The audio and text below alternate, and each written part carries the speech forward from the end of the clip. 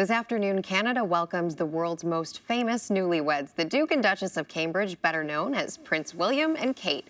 Earlier today, they got on a plane to Canada, beginning their North American tour that will end in Southern California next week. And CBS News royal contributor Victoria Arbiter is here with a preview. Great to see you, Victoria. Good morning. Love the look, by the way. I know, great minds. Well, I appreciate it.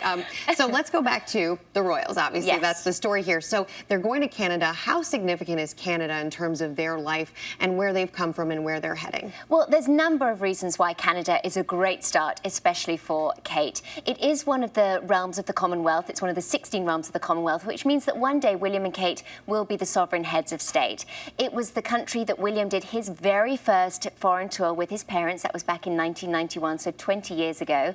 It's also a country where the royals feel very much at home. It's a safe haven for them. Just since 2000, the Queen's been there 3 times. Charles has been there twice. We've even seen Edward, Andrew, Anne making a number of trips to Canada. So it's a place where they feel very welcome and there's always a lot of support. And on a personal level, it's a place where they've been in the wake, in particular the boys in the wake of their mother's death. That's right, yes. It was the very first place that the boys went with their father following the death of Diana. They went in March of 1998 and they got a fantastic welcome. I mean, it truly was William mania. The girls were going crazy. Speaking of Diana, there has been a lot of, I should say, controversy this week over the fact that she's now gracing the cover of Newsweek in this dramatic photo of her, what she would look like at age 50. Yes, and obviously this magazine has come out because Diana would have turned 50 tomorrow, July 1st, which also happens to be Canada Day. Frankly, I think it's a really tactless, tasteless magazine cover to put Kate alongside Diana.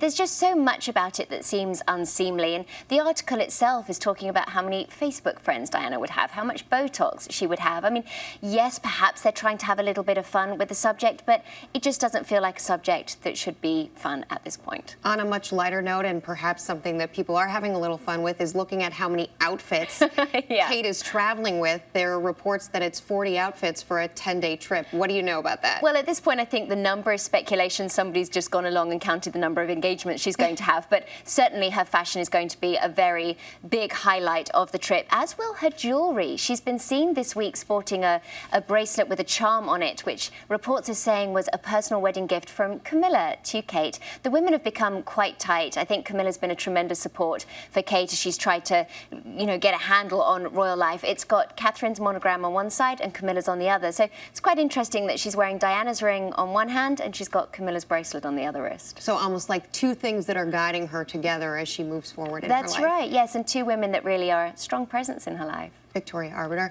a strong presence in the life of the early show whenever it comes to the royals. We love having you. Thanks so much. Thank you, Rebecca.